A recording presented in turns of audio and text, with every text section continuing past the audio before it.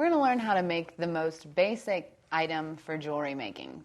You can use these in earrings, bracelets, anything, really.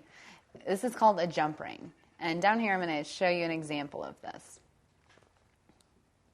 I'm going to take a piece of wire, a very small piece of wire, or a larger piece, depending on how big you want your jump rings to be. I'm going to make a relatively small one, so I'm going to use my all-in-one pliers. Once again, if you don't have all-in-one pliers, you're going to use your wire cutter. And I'm going to make a complete circle out of this small piece of wire. I'm going to grab this at the very end, at my fat part of the pliers, and start to curve this around in a circular shape. I'm using my thumb to guide around. And I want to guide around enough till I can get a complete circle. Now, if you don't make a complete circle, you can still cut off your excess wire. And then you can frame this out so the two pieces connect.